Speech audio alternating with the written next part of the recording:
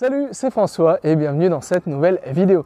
Et aujourd'hui, je vais te partager mon opinion pourquoi je pense que l'école est devenue quelque chose d'obsolète.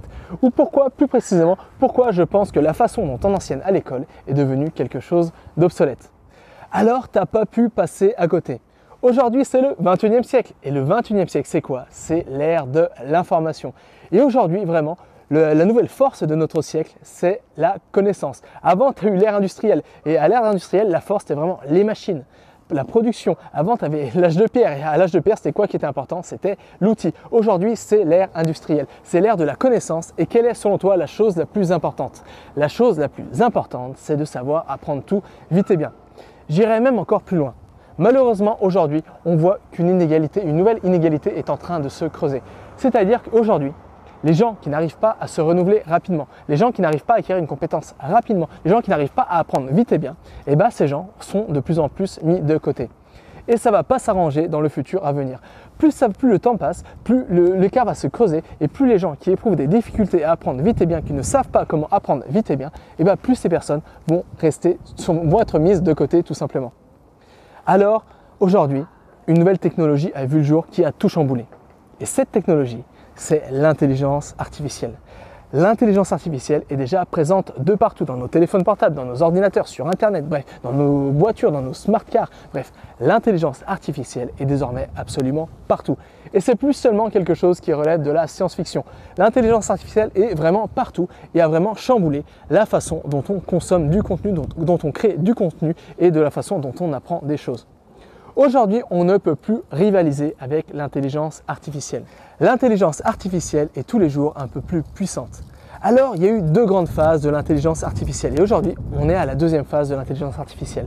La première phase, c'est entre 1960 et 2000. Et à cette époque, l'intelligence artificielle était basée sur des algorithmes qu'on mettait en place manuellement, qu'on calculait manuellement avec des conditions. Par exemple, si tu avais un peu comme dans la programmation informatique, tu avais un algorithme avec des conditions et tu pouvais suivre comme ça des algorithmes avec si, des noms, etc.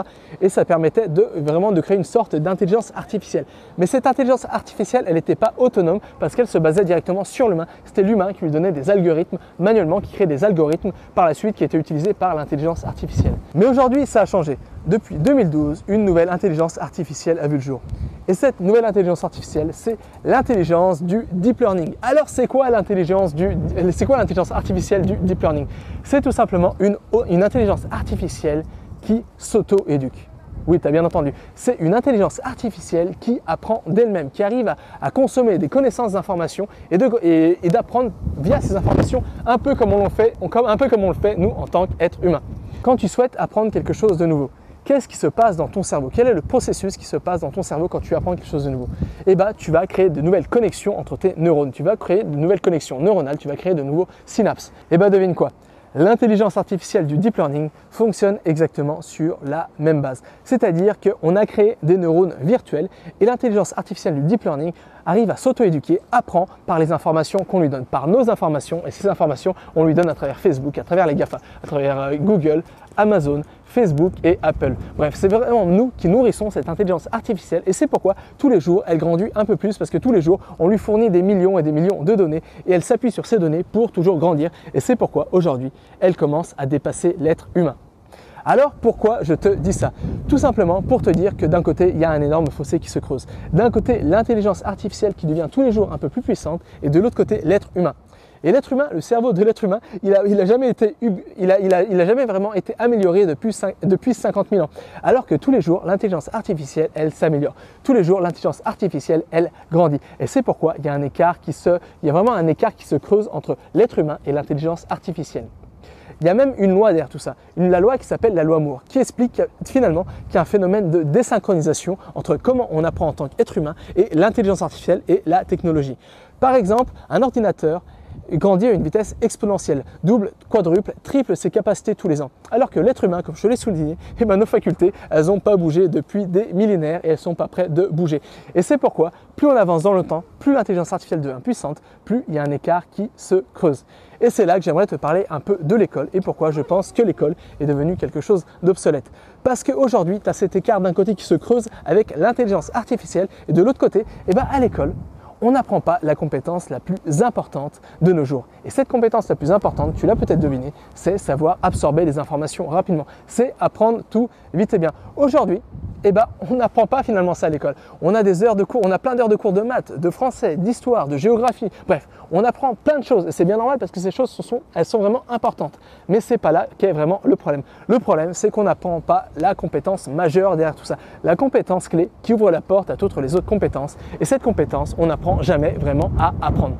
On apprend que pour mémoriser une information, par exemple, on doit utiliser l'enfer du par cœur. C'est-à-dire qu'on doit répéter une information dans sa tête comme ça 17 fois pour essayer d'en retenir une petite portion. On apprend que pour prendre des notes comme ça, il faut prendre des notes linéaires, ensuite remettre ses notes propres, ensuite les surligner, ensuite les remettre propres. Ça, c'est une façon totalement chronophage et inefficace de prendre des notes. Et on apprend surtout que le but de l'éducation, c'est d'avoir ses examens. Le but ultime, c'est d'avoir ses examens et c'est pas de maîtriser une compétence. Et c'est pourquoi je pense sincèrement que l'école est obsolète. Parce que l'école se base sur un système qui n'a pas bougé depuis la Grèce antique. Et ce système, il est simple. C'est d'un côté, tu as le prof qui a la connaissance et de l'autre côté, tu as les gens qui cherchent à avoir cette connaissance. Alors ça, à l'époque de la Grèce antique, ça fonctionnait. Parce que l'école, il n'y avait pas tout le monde qui pouvait avoir accès à l'école. Il fallait être un homme, il fallait être militaire, bref, pas tout le monde pouvait avoir accès il n'y avait pas tout le monde qui pouvait avoir accès à l'école. Mais aujourd'hui, la population a vraiment grandi et aujourd'hui, il y a plus en plus de multitudes de métiers, de connaissances à enseigner. Et c'est pourquoi ce système, il a montré ses limites. Et c'est pourquoi aujourd'hui, on le voit tout simplement avec les salles de classe qui sont bondées, avec les profs qui n'arrivent plus à faire face aux nouveaux besoins des élèves, avec les profs qui sont surchargés de travail, etc. Et c'est pourquoi, sincèrement, je pense que l'école, elle est obsolète. Mais ça ne devrait pas l'être. Alors je sais, c'est un peu dramatique tout ce que je t'ai dit durant cette vidéo, mais la bonne nouvelle, c'est que apprendre à apprendre, ça s'apprend. On peut apprendre à apprendre, on peut apprendre à mémoriser des informations, on peut apprendre à prendre des notes facilement. Bref, on peut vraiment booster nos facultés cognitives et mentales pour vraiment apprendre à apprendre tout vite et bien, c'est-à-dire acquérir la compétence la plus importante aujourd'hui. Et je vais même aller encore plus loin. N'importe qui peut apprendre à apprendre. N'importe qui peut apprendre à mémoriser des informations et n'importe qui peut apprendre à booster ses facultés cognitives et mentales parce que toutes les techniques d'apprentissage rapide, de mémorisation, de prise de notes, bref, toutes les techniques qui permettent de booster nos facultés cognitives et mentales, elles se basent sur une seule chose. Elles se basent sur comment on possède des informations en tant qu'être humain. Elles se basent sur nos atouts primaires en tant qu'être humain et elles s'appuient sur ça, sur nos atouts pour avoir le plus de retour sur investissement possible. Alors si toi aussi t'en as marre d'apprendre quelque chose et d'oublier tout dans les 7 jours, si toi aussi t'en as marre de passer 3 heures à mémoriser 4 mots, si toi aussi t'en as marre de prendre des notes et de ne pas réussir à relire tes notes par la suite, si toi aussi tu veux connaître une autre façon d'apprendre, une façon beaucoup plus simple, beaucoup plus efficace, beaucoup moins chronophage et beaucoup plus ludique, alors tu es au bon endroit. J'aimerais te proposer quelque chose. J'aimerais te proposer d'apprendre la compétence la plus importante. Et cette compétence, tu le sais désormais, c'est apprendre tout vite et bien. J'aimerais te proposer d'apprendre tout vite et bien. J'aimerais te proposer d'apprendre à mémoriser des informations. J'aimerais te proposer de booster tes facultés cognitives et mentales. Et c'est pourquoi j'écris un mail quotidien. J'écris un mail quotidien où je t'enseigne exactement comment apprendre mieux, comment mémoriser facilement des informations, comment prendre des notes, comment booster tes facultés cognitives et mentales. Bref, je t'écris un mail quotidien pour t'aider à devenir un super ou une super apprenante. Alors si toi aussi, tu veux apprendre à apprendre, pour ça, il n'y a rien de compliqué. Il te suffit de cliquer sur le lien se trouvant en bas de cette vidéo, de cliquer sur le lien, de laisser ton adresse mail et comme ça, à partir de demain, tous les jours à 9 h, tu vas recevoir un mail de ma part où tu vas apprendre tous les secrets pour apprendre tout vite et bien. Voilà, nous, on se retrouve dans le mail de demain et jusqu'à là, n'oublie pas, rien n'est impossible avec cet apprendre. Allez, à plus!